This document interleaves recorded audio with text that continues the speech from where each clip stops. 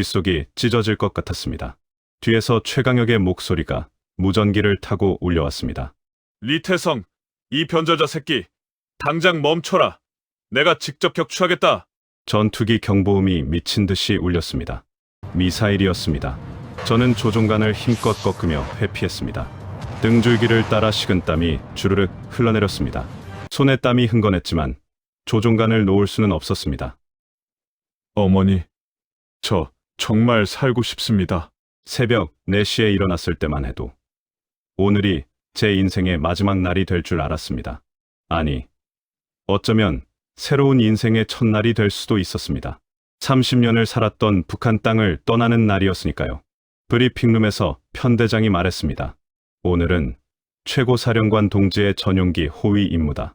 한치의 실수도 용납 못한다. 저는 뻣뻣하게 서서 고개를 끄덕였습니다. 하지만 제 귀에는 아무것도 들어오지 않았습니다. 오직 한 가지 생각뿐이었습니다. 오늘 남쪽으로 간다. 3년 전 어머니가 굶어 돌아가신 날부터 저는 이 계획을 세웠습니다. 전투기를 타고 남쪽으로 날아가는 것. 미친 짓이었습니다. 실패하면 죽는 거였으니까요. 하지만 이대로 사는 것도 죽은 목숨이나 마찬가지였습니다. 활주로로 나갔습니다. 새벽 공기가 뼈를 애는 듯 차가웠습니다. 박철수 동무가 어깨를 두드렸습니다. 태성아, 오늘도 무사히 마치자. 저는 고개만 끄덕였습니다. 무사히 마칠 비행이 아니었으니까요. 조종석에 올랐습니다. 시동을 걸었습니다. 엔진이 굉음을 내며 깨어났습니다. 제 심장도 그렇게 미친 듯이 뛰었습니다. 이륙했습니다. 하늘로 솟아올랐습니다. 앞에는 전용기, 양옆에는 다른 전투기들. 저는 평소처럼 편대 비행을 했습니다.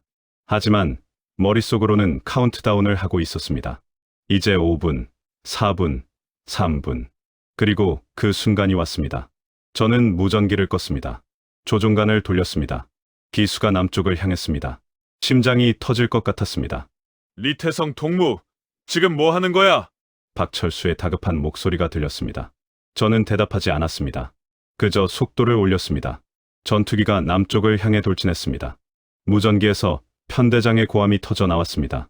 리태성, 당장 돌아와. 명령이다. 하지만 저는 이미 너무 멀리 왔습니다. 돌아갈 수 없었습니다. 그때였습니다. 경보음. 미사일이 날아왔습니다. 최강혁이 쏜 거였습니다. 저는 필사적으로 비행기를 흔들었습니다. 미사일이 스쳐 지나갔습니다. 기체가 크게 흔들렸습니다. 주파수를 돌렸습니다. 남쪽 관제탑을 찾았습니다. 여기는 조선인민군 공군대위 리태성입니다. 귀순을 요청합니다. 잠시 침묵이 흘렀습니다. 그리고 여자 목소리가 들렸습니다. 리태성 대위님 들립니다. 침착하세요. 그 목소리를 듣는 순간 눈물이 났습니다. 지금부터 그 이야기를 들려드리겠습니다. 구독과 좋아요 부탁드리고 어느 지역에서 보고 계신지 댓글로 알려주세요. 하나하나 댓글 달아드리겠습니다. 저는 북한 공군 대위였습니다. 평안남도 순천 출신입니다. 어머니 혼자 저를 키우셨습니다. 22살에 조종사가 됐습니다. 조국을 위해 일한다는 게 자랑스러웠습니다. 하지만 어머니가 굶어 돌아가셨습니다. 2010년 겨울이었습니다. 배급이 끊긴 지 2달 만이었습니다. 병원에는 약이 없었습니다. 그날 저는 깨달았습니다. 이 땅에서는 살 수 없다고. 어머니의 마지막 말씀이 귓가에 맴돌았습니다.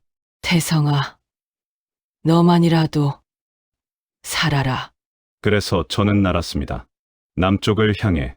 제가 조종사가 된 건 22살 때였습니다. 순천 공군 기지에 배치됐습니다. 어머니는 정말 기뻐하셨습니다. 우리 태성이가 하늘을 나는구나. 하시면서 눈물을 흘리셨습니다. 기지 생활은 힘들었지만 나쁘지 않았습니다. 매일 새벽 4시에 기상나팔이 울렸습니다. 추운 겨울에도 맨손 체조를 했습니다. 우리나라 군대 생활 하신 분들은 아시겠지만 북한도 비슷했습니다. 식당에서 나오는 밥은 그나마 괜찮았습니다.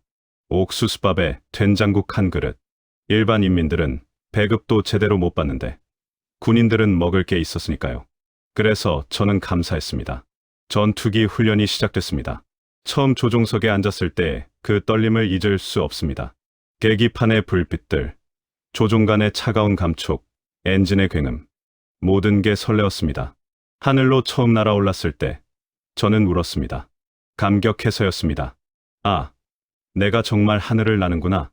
구름 위를 날면서 저는 정말 자유로운 기분이었습니다. 그때만큼은요. 박철수 선배가 저를 잘 챙겨줬습니다. 태성아, 비행은 집중이 전부다. 한순간 방심하면 죽는 거야. 그 말씀이 맞았습니다. 동기 중 한 명이 훈련 중 추락해서 죽었습니다. 23이었습니다. 그래도 저는 행복했습니다. 비행하는 게 좋았고 동료들과의 우정도 좋았습니다. 무엇보다 어머니가 자랑스러워하셨으니까요. 달마다 휴가를 받아서 집에 갔습니다. 어머니는 늘 마른 명태며 김치를 싸주셨습니다. 태성아, 몸 잘 챙겨라. 엄마가 기도할게. 그 말씀이 제 힘이 됐습니다. 하지만 뭔가 이상했습니다. 집에 갈 때마다 동네 사람들이 점점 말라가는 게 보였습니다. 장마당, 그러니까 우리로 치면 시장에 가면 쌀값이 천정부지로 올랐습니다. 태성아, 요새 쌀이 없어서 사람들이 굶어 죽는다던데. 어머니가 조심스럽게 말씀하셨습니다. 저는 사상교육 시간에 배운 대로 대답했습니다. 그건 미제의 경제 봉쇄 때문입니다. 조금만 참으면 좋아질 겁니다. 어머니는 한숨만 쉬셨습니다. 어느 날 공개 재판을 목격했습니다. 중국에서 쌀을 사다 팔았다는 여자였습니다. 그 여자는 울며 말했습니다. 저는 아이들을 먹이려고 그랬습니다. 하지만 판사는 냉정했습니다. 반동 행위다. 사람들은 박수를 쳤습니다. 저도 박수를 쳤습니다. 그래야 했으니까요. 박수를 치지 않으면 의심받았습니다. 그날 밤 잠이 안 왔습니다. 아이를 먹이려고 한 게 죄인가? 하지만 그 생각을 입 밖에 낼 수는 없었습니다. 옆 침대의 최강혁은 보위부 소속이었습니다. 항상 저를 감시하는 것 같았습니다. 태성아, 잠 안 와? 최강혁이 물었습니다. 저는 아무렇지 않은 척했습니다. 네. 그냥 좀 더워서요. 당시 저는 체제를 의심하지 않았습니다. 아니, 의심할 수 없었습니다. 그게 제가 배운 전부였으니까요. 김일성 주석님, 김정일 장군님, 김정은 원수님. 저는 그분들을 위해 목숨을 바칠 준비가 돼 있었습니다. 하지만 작은 균열이 생기기 시작했습니다. 사람들이 굶어 죽는 모습, 아이들이 구걸하는 모습, 그런 것들이 제 마음에 상처를 냈습니다. 그리고 2010년 겨울, 그 균열이 무너지기 시작했습니다. 2010년 2월 15일, 평생 잊을 수 없는 날입니다. 기지에서 긴급 연락이 왔습니다. 리태성 대위, 되게 급한 일이 생겼다고 합니다. 가슴이 철렁했습니다. 불이 나게 집으로 달려갔습니다. 어머니가 방 한켠에 쓰러져 계셨습니다. 이웃 아주머니가 울먹이며 말했습니다. 태성아, 내 어머니가 사흘째 아무것도 못 드셨어. 배급이 2달째 안 나왔단다. 어머니, 저는 어머니를 안았습니다. 뼈만 앙상하게 남은 몸이었습니다. 어머니는 가까스로 눈을 뜨셨습니다. 태성아, 왔구나. 병원으로 모셨습니다. 의사 선생님은 고개를 저었습니다. 영양실조가 너무 심합니다.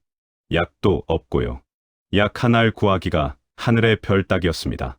제가 군인이어도 마찬가지였습니다. 어머니는 제 손을 잡으셨습니다. 태성아, 미안하다. 내가 가져다 준 쌀, 굶는 이웃들한테 나눠줬어. 그 사람들이 너무 불쌍해서. 어머니, 왜 그러셨어요? 어머니가 드셔야죠. 저는 울었습니다. 어머니는 당신이 굶으시면서도 남을 도우신 겁니다. 태성아, 어머니의 목소리가 점점 약해졌습니다. 너만이라도 살아라. 이 땅에서 벗어나거라. 어머니, 무슨 말씀이세요? 저는 어머니를 흔들었습니다. 하지만 어머니는 그대로 눈을 감으셨습니다. 어머니, 제 울음소리가 병원을 울렸습니다. 장례를 치렀습니다. 관도 제대로 없어서 나무 판자로 만든 관이었습니다. 산의 묘를 쓰면서 저는 무너졌습니다. 28살 청년이 땅바닥에 엎드려 울었습니다. 기지로 돌아왔습니다. 모든 게 달라 보였습니다. 식당에서 나오는 밥이 더 이상 감사하지 않았습니다. 전우들의 웃음소리가 공허하게 들렸습니다. 하늘을 날아도 자유롭지 않았습니다. 며칠 뒤 또 공개 처형이 있었습니다. 장마당에서 쌀을 팔았다는 여자였습니다. 어머니처럼 가족을 먹이려 했던 거였습니다. 총성이 울렸습니다. 사람들이 박수쳤습니다. 저는 박수를 칠 수 없었습니다. 눈물만 났습니다. 이게 뭔가? 사람이 굶어 죽고 쌀 팔다 총 맞아 죽는 게 이게 정상인가? 그날 밤 라디오를 틀었습니다. 금지된 일이었습니다. 남쪽 방송이 나왔습니다. 자유, 인권, 민주주의. 처음 듣는 단어들이었습니다. 그들은 말했습니다. 북한 동포 여러분, 굶주리지 않아도 됩니다. 이곳에서는 누구도 굶어 죽지 않습니다. 저는 충격받았습니다. 정말 그런 곳이 있나? 우리가 배운 건 거짓말인가? 밤마다 몰래 라디오를 들었습니다. 남쪽 세상 이야기를 들었습니다. 처음엔 믿지 않았습니다. 하지만 점점 믿게 됐습니다. 왜냐하면 어머니가 굶어 죽으셨으니까요. 이웃들이 굶어 죽었으니까요. 그게 현실이었으니까요. 어느 날 박철수 선배가 물었습니다. 태성아, 요새 표정이 안 좋은데 괜찮나? 저는 웃으며 대답했습니다. 네. 그냥 좀 피곤해서요. 하지만 속으로는 결심하고 있었습니다. 나는 이 땅을 떠나야 한다. 어머니 말씀대로 살아야 한다. 그때부터 저는 계획을 세우기 시작했습니다. 전투기를 타고 남쪽으로 가는 계획. 미친 짓이었습니다. 하지만 다른 방법은 없었습니다. 밤마다 어머니 묘소에 갔습니다. 어머니, 저 남쪽으로 갈 겁니다. 살겠습니다. 석 달 동안 저는 준비했습니다. 비행 지도를 외웠습니다. 남쪽 공군 기지 위치를 확인했습니다. 연료 계산을 했습니다. 모두 머릿속으로만 했습니다. 한 글자라도 적으면 들키니까요. 가장 큰 문제는 기회였습니다. 평소 훈련 비행으로는 남쪽까지 갈 수 없었습니다. 연료도 부족하고 항로도 북쪽으로 정해져 있었으니까요. 그러던 어느 날 중대장이 저를 불렀습니다. 리태성 대위, 다음 달 11일에 특별 임무가 있소. 최고사령관 동지의 전용기 호위 비행요. 제 심장이 쿵 떨어졌습니다. 전용기 호위라면 남쪽으로 더 가까이 비행할 수 있었습니다. 이거다. 이게 마지막 기회다. 영광입니다. 중대장 동무. 저는 큰 소리로 대답했습니다. 하지만 속으로는 계획을 수정하고 있었습니다. 그날부터 더 철저히 준비했습니다. 비행 루트를 외웠습니다. 어느 지점에서 이탈할지 정했습니다. 남쪽 주파수를 확인했습니다. 박철수 선배가 의아하게 물었습니다. 태성아, 왜 그렇게 비행 지도만 보나? 저는 웃으며 대답했습니다. 중요한 임무니까 완벽하게 준비하려고요. 최강혁도 의심스러운 눈으로 저를 봤습니다. 리태성 동무, 요새 이상하네. 혹시 무슨 고민 있소? 아닙니다. 그냥 어머니 생각이 나서 그렇습니다. 하지만 저는 조심했습니다. 최강혁은 보위부였습니다. 조금이라도 의심받으면 끝이었습니다. 탈출 전날 밤, 잠이 오지 않았습니다. 침대에 누워서 천장만 바라봤습니다. 내일이면 죽거나 자유를 얻거나. 새벽 2시, 몰래 일어났습니다. 기지를 빠져나가 어머니 묘소로 갔습니다. 산길을 1시간 걸어 올라갔습니다. 무덤 앞에 무릎 꿇고 앉았습니다. 어머니, 저 내일 갑니다. 남쪽으로 갑니다. 눈물이 났습니다. 성공하면, 통일되면 다시 와서 어머니를 모시겠습니다. 고향 마을을 내려다봤습니다. 어릴 적 뛰놀던 골목이 보였습니다. 학교 가던 길도 보였습니다. 이 모든 걸 떠나는 겁니다. 이게 마지막이다. 마음속으로 작별을 고했습니다. 친구들, 선배들, 이 땅 모두에게 안녕이라고. 기지로 돌아왔습니다. 새벽 4시였습니다. 기상나팔이 곧 울릴 시간이었습니다. 침대에 누웠지만 한숨도 못 잤습니다. 나팔이 울렸습니다. 일어났습니다. 세수했습니다. 군복을 입었습니다. 평소와 똑같이 행동했습니다. 식당에서 아침을 먹었습니다.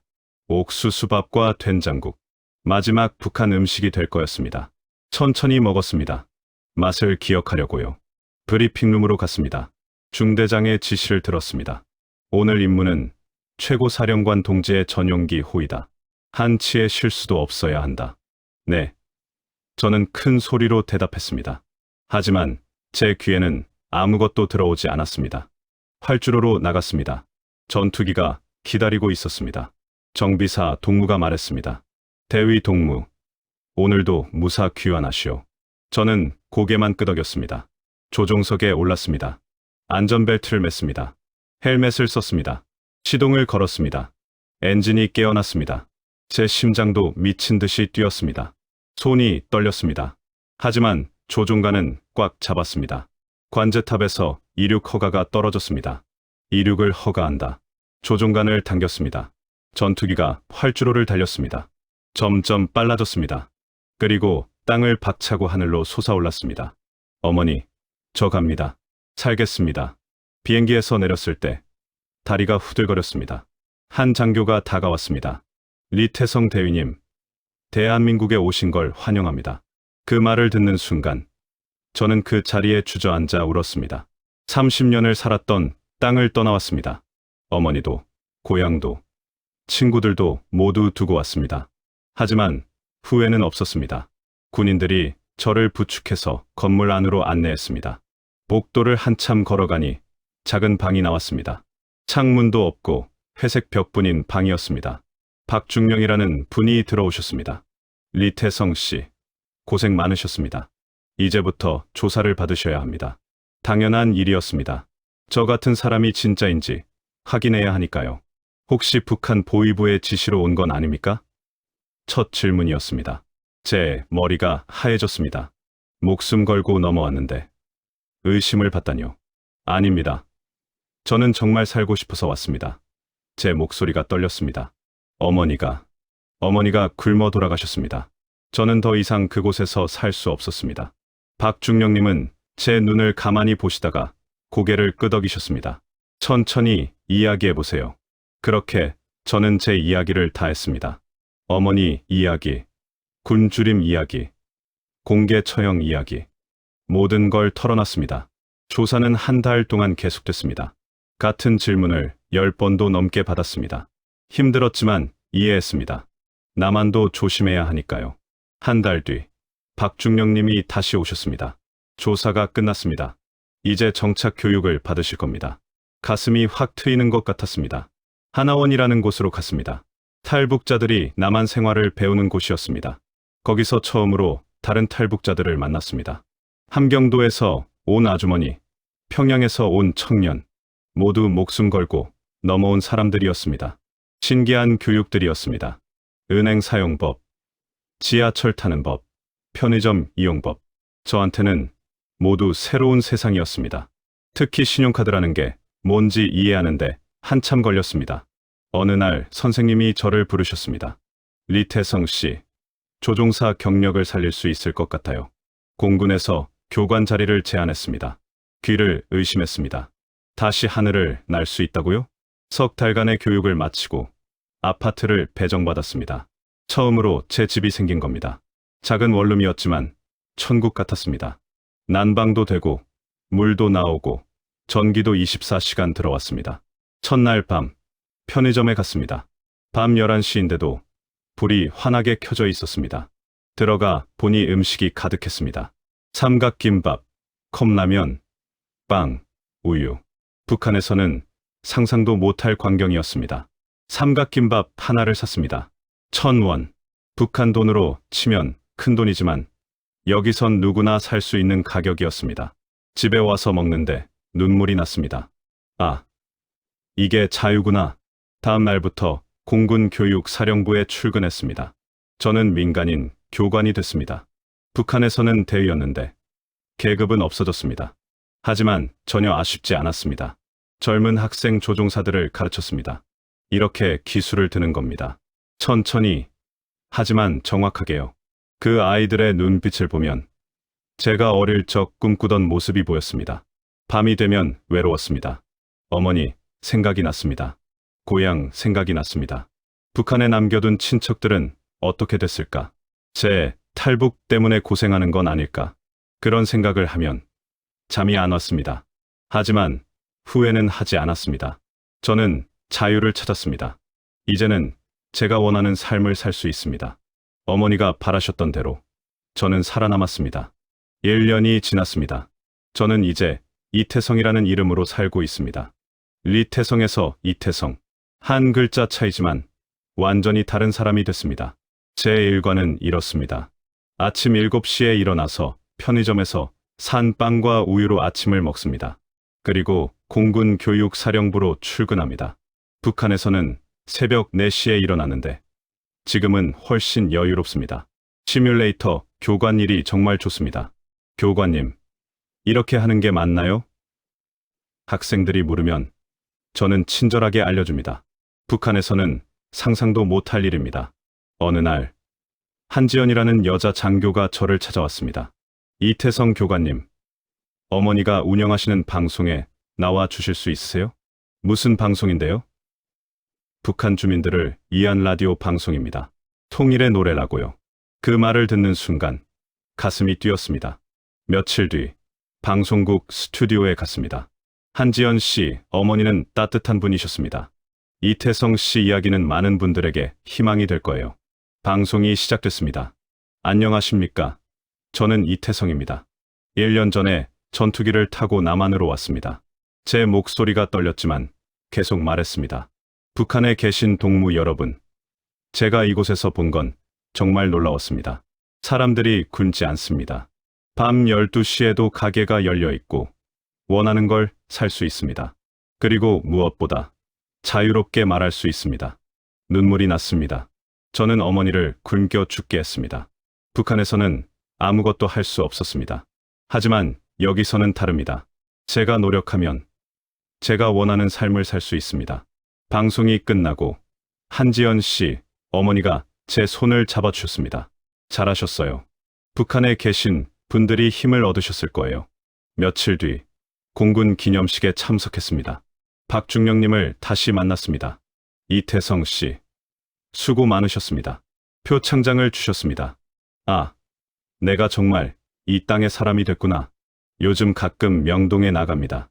사람들이 웃으며 걷는 모습을 보면 신기합니다. 북한에서는 절대 볼 수 없는 풍경입니다. 치킨을 사 먹고 커피를 마시고 그냥 걸어 다니는 것만으로도 행복합니다.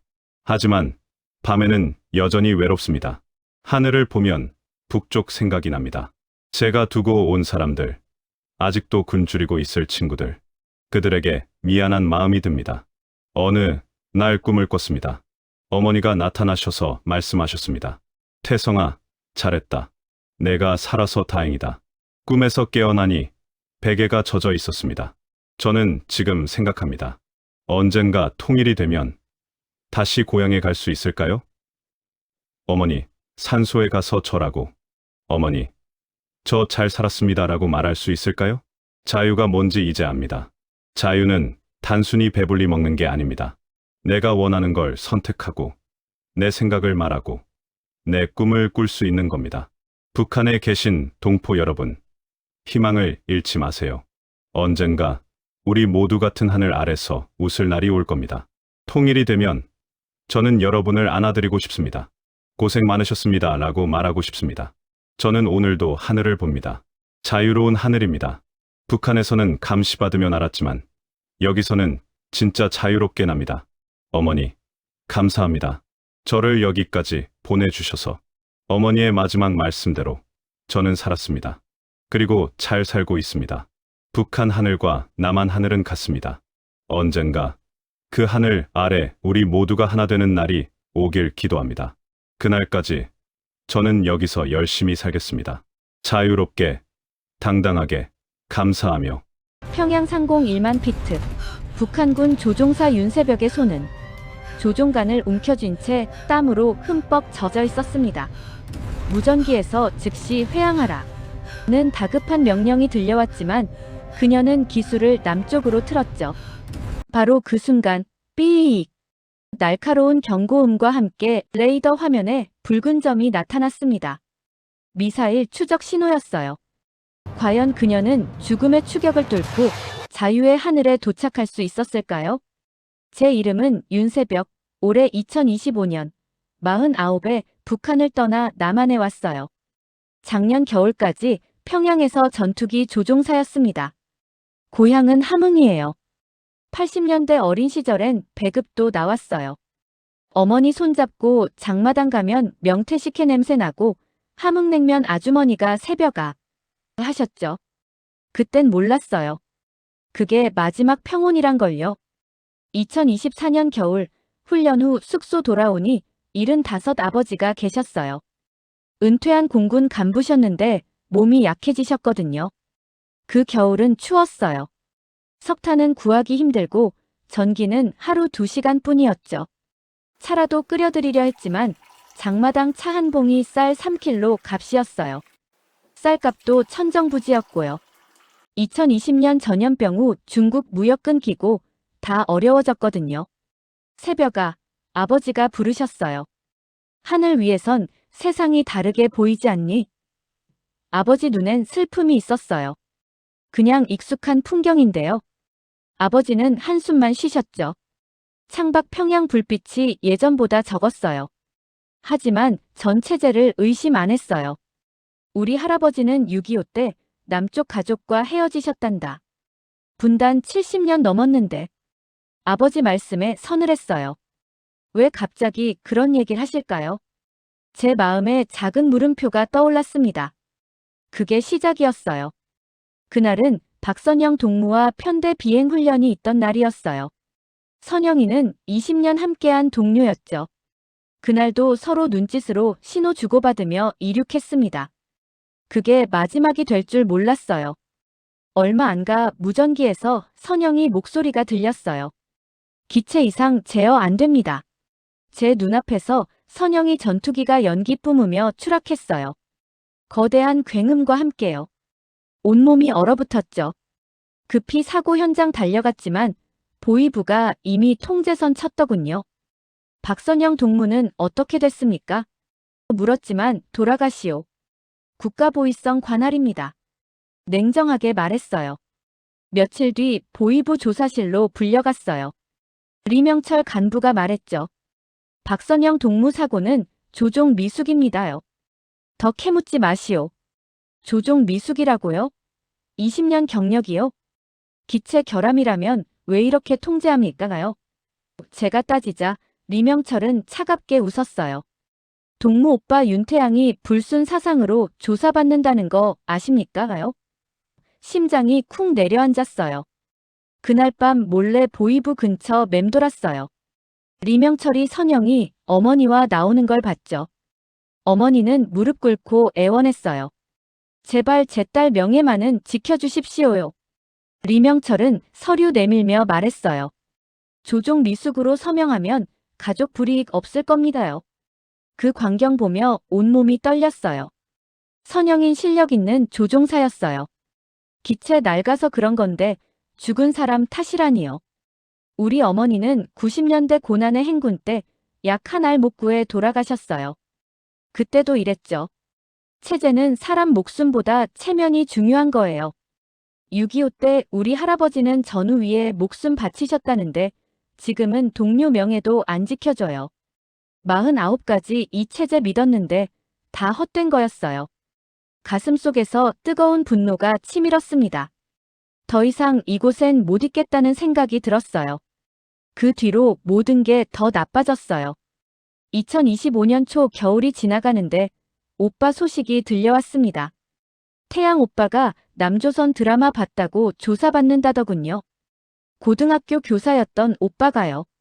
오빠는 착한 사람이었어요. 학생들 가르치는 걸 좋아했고 밤늦게까지 교환 준비하시던 분이었죠. 그런 오빠가 드라마 봤다고 끌려간 거예요. 아니, 어쩌면 제가 보위부에 따진 게 문제였을지도 몰라요. 쟤 때문에 우리 가족이 찍힌 거죠. 아버지는 더 약해지셨어요. 그 추운 겨울에 난방도 없이 지내시니까요. 석탄은 돈 주고도 못 구했어요. 전기는 하루 1시간도 안 들어왔고요. 이웃 할머니 한 분이 추워서 돌아가셨다는 소식도 들었어요. 그래도 이웃들이 몰래 도와주곤 했죠. 옥수수 한 줌, 감자 몇 개씩요. 그게 우리 민족이에요. 서로 돕는 마음만은 남아있었죠. 장마당 쌀값은 더 올랐어요.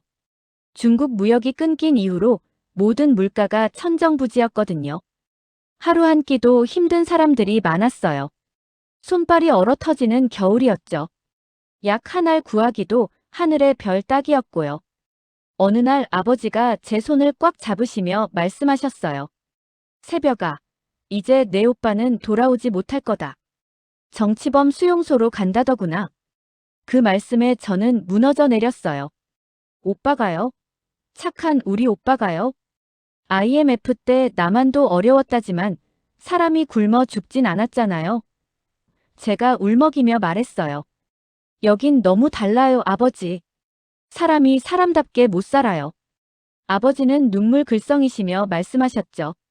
내 남은 생은 얼마 안 남았다. 새벽아, 내가 살아라. 내만이라도 자유롭게 살아야 한다. 75 아버지의 그 말씀이 제 가슴을 찢었어요. 49평생 이 땅에서 살았는데 이제는 이대로 살 수 없다는 걸 알았어요. 오빠가 끌려가고 아버지는 병들고 동료는 죽어도 진실은 가려지고요. 이게 제가 충성했던 조국의 모습이었어요. 제 안에서 분노와 절망이 뒤섞였습니다. 하지만 동시에 결단도 생겼어요. 더 이상 여기 머물러선 안 된다는 거요. 오빠를 위해서, 아버지를 위해서, 저를 위해서요. 탈출을 결심한 순간이었습니다. 오빠가 수용소 가기 전 마지막으로 편지를 보내왔어요. 몰래 전해진 편지였죠. 새벽아, 너만이라도 자유롭게 살아라. 자식들만이라도 살려야 한다는 부모 마음을 이제 알겠구나. 오빠는 자식도 없는데 절 자식처럼 생각하신 거죠. 그 편지를 읽으며 울었어요. 오빠가 꿈꾼 자유를 제가 이뤄야겠다고 생각했죠. 이제 49인데 더 늦으면 기회도 없을 거예요. 젊지 않은 몸으로 탈출한다는 게 쉽진 않았지만 이제 선택의 여지가 없었어요. 죽을 각오로 결심했습니다. 공군 조종사였던 제게는 한 가지 방법이 있었어요. 비행기로 직접 남쪽으로 가는 거죠. 위험천만한 일이지만 다른 방법은 없었어요. 몰래 비행 경로를 연구했어요. 야간 근무 핑계로 경납고 근처를 돌아다니며 연락기 상태를 확인했죠. 전투기는 감시가 심했지만 연락기는 그나마 나았어요. 비상식량으로 말린 고구마와 옥수수 가루를 준비했어요. 군복 안주머니에 숨겼는데 툭 붉어져 나올 때마다 가슴이 철렁했죠. 가장 힘들었던 건 아버지께 말씀드릴 수 없다는 거였어요. 혹시라도 아버지께 피해갈까 봐요. 그날 밤 잠든 아버지 곁에 앉아 얼굴을 한참 바라봤어요. 주름진 얼굴에 제가 얼마나 불효를 저지르는지요. 어머니 묘소에도 다녀왔어요. 어머니, 저 이제 갑니다. 오빠도 못 지켰고 아버지도 모시고 가지 못하지만 살아남겠습니다. 묘비 앞에서 한참을 울었어요. 함흥 쪽 하늘을 바라봤어요. 저 멀리 제 고향이 있죠. 80년대 어린 시절 뛰놀던 성천강, 어머니와 함께 걷던 장마당 길이요. 통일되면 꼭 다시 올게요. 마음속으로 약속했어요. 49평생 이 땅에서 살았는데 떠난다는 게 믿기지 않았어요. 하지만 오빠의 편지가 저를 움직였어요. 자유롭게 살아라. 그 말이 제 등을 떠밀었죠. 아버지 손을 한참 잡고 있었어요. 따뜻하고 거친 손이었죠. 차마 목소린 내지 못하고 속으로 작별 인사를 했어요. 아버님, 꼭 다시 만날 거예요. 통일된 조국에서요. 그게 제가 드릴 수 있는 마지막 약속이었습니다. 2025년 1은 봄 새벽이었어요. 아직 해가 뜨기 전이었죠. 경납고로 가는 길, 제 심장은 터질 듯 뛰었어요. 이게 정말 제 마지막 비행이 될 거라는 걸 알았거든요. 연락기 조종석에 앉았어요. 49평생 하늘 날았는데 이번이 진짜 마지막이에요. 손은 떨렸지만 조종관을 꽉 움켜쥐었죠. 엔진 시동을 걸자 낡은 기계가 덜컥거렸어요. 제발, 제발 한 번만요. 기도하는 마음이었어요. 이륙했습니다. 평양 하늘을 벗어나 남쪽으로 기수를 돌렸어요. 제 손에 땀이 흥건했죠. 고도계를 보며 최대한 낮게 날았어요. 레이더 피하려고요. 그런데 얼마 안 가서 무전기가 지지직거렸어요. 305호기, 즉시 회항하라. 명령이다. 지휘관 목소리였어요. 들켰어요. 제가 탈출한다는 걸 완전히 들킨 거죠. 저는 대답 안 했어요. 그저 조종관을 더 세게 잡고 남쪽으로 향했어요. 갈 곳은 그곳뿐이었으니까요. 오빠, 태양 오빠의 마지막 모습이 눈앞에 아른거렸어요. 자유롭게 살아라. 그 말이 제 모든 공포를 잠재웠죠. 그때 날카로운 경고음이 울렸어요. 삐. 미사일 추적 경고였어요. 레이더 화면에 붉은 점이 제게 다가오고 있었죠. 제 심장은 발밑으로 곤두박질 쳤어요. 본능적으로 조종간을 왼쪽으로 꺾었어요. 기체가 엄청난 압력으로 흔들렸고요. 눈앞이 흐려졌지만 이를 악물고 버텼어요. 살아야 한다는 일념 하나로요. 305호기. 마지막 경고다. 무전기에서 또 터져 나왔지만 저는 들을 여유가 없었어요. 미사일이 너무 빨리 쫓아왔거든요. 제 뒤에서 섬광이 번쩍이는 게 보였어요. 정말 죽음이 바로 뒤까지 온 거죠. 다시 기술을 아래로 꺾으며 급강하했어요. 롤러코스터처럼 아래로 떨어지는 느낌이었죠. 엔진이 비명 지르는 것 같았고요. 제 머릿속엔 오직 피해야 한다 생각뿐이었어요. 하늘에 계신 어머니, 아버지, 오빠, 저 좀 지켜주세요. 간절히 기도했어요.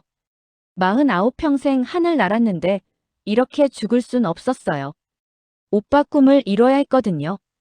저 멀리 희미한 불빛들이 보였어요. 혹시 저게 남쪽일까요? 신락 같은 희망이 피어올랐어요.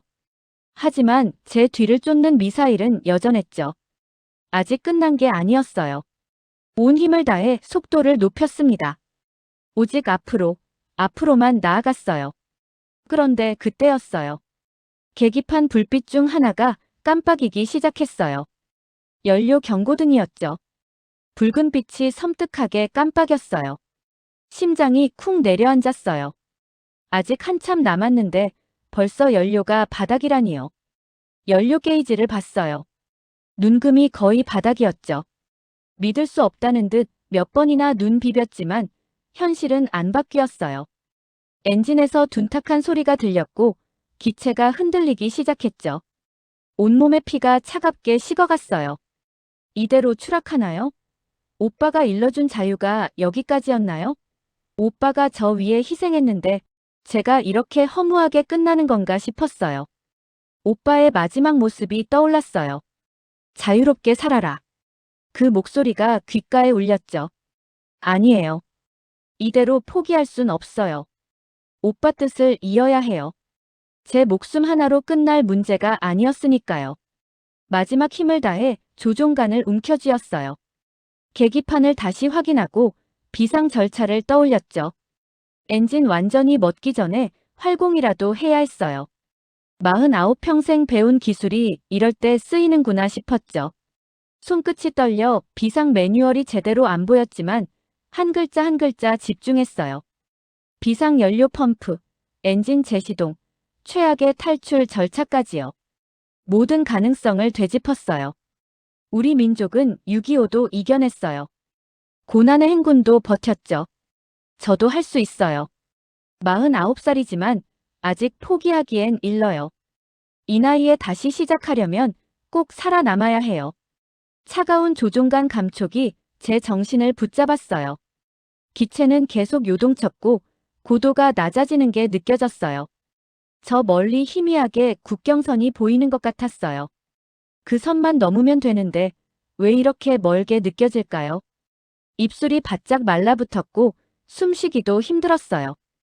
폐부가 찢어질 것 같은 고통 속에서도 이를 악물었어요. 오빠가 제게 심어준 희망을 제 스스로 꺾을 순 없었으니까요. 마지막 힘을 쥐어짜 비상 버튼을 향해 손을 뻗었어요. 제발 한 번만 더 기회가 주어지길 빌었죠. 이대로 안 끝날 거예요. 제 자신에게 끊임없이 되뇌었어요. 제 몸이 비행기와 하나 된 듯 모든 감각을 조종간에 집중했습니다.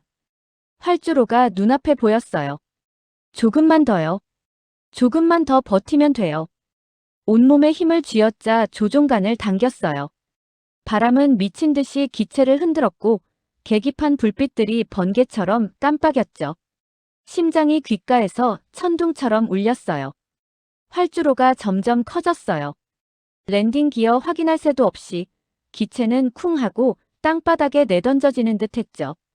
타이어 마찰음이 고막을 때렸고 기체가 오른쪽으로 크게 휘청였어요. 이대로 끝나나 싶어 눈을 질끈 감았어요. 식은땀이 등줄기를 흘러내렸고 손은 조종간을 놓을 수 없었죠. 이를 악물고 왼쪽으로 밀어붙였어요. 죽음의 문턱에서 간신히 한 발 물러선 느낌이었죠. 길고 긴 마찰음 끝에 드디어 기체가 서서히 멈췄어요. 진동이 잦아들고 엔진 소리도 잠잠해졌죠. 마지막 힘으로 브레이크 밟자 비행기는 활주로 한가운데 섰어요. 굉음 내던 엔진은 침묵했고 경고음도 끊겼어요. 갑작스러운 정적에 귀가 멍했어요. 살아남았다는 게 믿기지 않았죠. 심장이 여전히 뛰었지만 이젠 공포가 아닌 안도감이었어요. 조심스럽게 안전벨트 풀고 떨리는 손으로 문을 열었어요. 차가운 공기가 후끈 달아오른 얼굴을 스쳤어요. 기름 냄새와 흙 냄새가 섞여 코를 찔렀죠. 창밖을 내다봤어요. 어둠 속에 활주로 양옆으로 불빛들이 점점이 박혀 있었어요. 저 멀리 건물 실루엣이 보였지만 어떤 곳인지 몰랐어요. 하지만 확실한 건 이곳은 제가 떠나온 그곳이 아니란 거였죠. 제 발 아래 이 땅은 49평생 꿈꿔온 자유의 땅이었어요.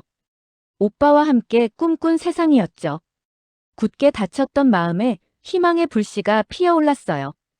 비행기 문이 활짝 열리자 공기가 완전히 달랐어요. 평양의 끈적한 기운이 아니라 서늘하면서 낯선 향이 느껴지는 깨끗한 공기였죠. 바닥에 발을 디디는 순간 심장이 쿵 내려앉았어요. 정말 도착했구나 싶었죠. 눈을 질끈 감았다 떴어요. 활주로 저편으로 거대한 건물과 비행기들이 보였어요. 낯설면서도 웅장했죠. 몇몇 사람들이 저를 기다리고 있었어요. 그들은 따뜻한 미소로 손을 내밀었죠. 그 손을 잡는 순간 꽁꽁 얼어붙었던 손끝에 온기가 퍼졌어요. 얼음장 같던 제 마음에도 균열이 생기는 것 같았죠. 여기가 정말 자유의 땅이구나. 오빠가 그토록 꿈꾼 세상이구나. 가슴이 저릿했습니다. 며칠 뒤 기자회견장에 섰어요. 수많은 카메라 플래시가 터지고 수십 명의 기자들이 앉아 있었죠. 그들 시선이 저에게 꽂히는 순간 숨이 턱 막혔어요. 하지만 이내 다잡았어요. 오빠 목소리가 귓가에 울렸거든요. 새벽아, 내가 겪은 일을 세상에 알려야 해. 떨리는 목소리로 제 이름을 말했어요. 저는 윤새벽입니다. 제 탈북 사연을 하나씩 이야기했죠. 굶주림으로 고통받던 고향, 감시 속에 살아야 했던 삶, 오빠의 죽음까지요. 목소리는 처음엔 떨렸지만 한 문장씩 이어갈수록 단단해졌어요. 북한 체제의 실상을 고발했어요. 자유를 억압하고 인권을 유린하는 만행을요. 이야기가 끝나갈 무렵 더 이상 감정을 숨길 수 없었어요. 오빠 잃은 슬픔, 죽음의 공포, 그리고 마침내 자유를 찾은 안도감이 한꺼번에 밀려왔죠. 뜨거운 눈물이 본물 터지듯 쏟아졌어요. 짭조름했지만 그 안엔 희망의 맛도 섞여 있었어요. 흐르는 눈물을 닦지도 못하고 고개를 숙였죠. 제 마음속 깊이 묻어둔 모든 감정이 터져나오는 순간이었어요. 지금 저는 하나원에서 새 삶을 배우고 있어요. 49에 새로 배우는 게 쉽진 않아요. 2025년 대한민국은 너무 빠르게 변하거든요. 스마트폰으로 모든 게 되고 마트엔 물건이 넘쳐나요. 24시간 편의점이 있다는 것도 신기했어요. 말투가 달라서 어색할 때도 있어요. 음식 맛도 조금 다르고요. 하지만 같은 민족이니까요. 금방 익숙해질 거예요. 49평생 북쪽에서 살다가 남쪽에 왔지만 그래도 같은 하늘, 같은 땅이에요. 북에 두고 온 75 아버지가 보고 싶습니다. 밤마다 꿈에 나타나세요. 새벽아, 잘 지내니? 하시며요. 언젠가 다시 만날 수 있을까요? 우리 세대가 마지막 기회예요. 통일을 꼭 봐야 합니다. 더 늦으면 너무 멀어져요. 6.25로 헤어진 가족들, 이산 가족들, 저 같은 탈북민들, 더 이상은 안 돼요. 젊은 세대들에게 분단의 아픔을 알리고 싶어요. 같은 민족이 이렇게 다르게 살아선 안 된다고요. 통일된 조국에서 제 고향 함흥 땅을 다시 밟는 게 제 꿈이에요. 제 이름 윤새벽, 이 세 글자가 비로소 진짜 제 것이 됐어요. 이제 저는 자유롭게 살아갈 거예요. 오빠가 지키려 했던 그 자유를요. 여러분, 감사합니다.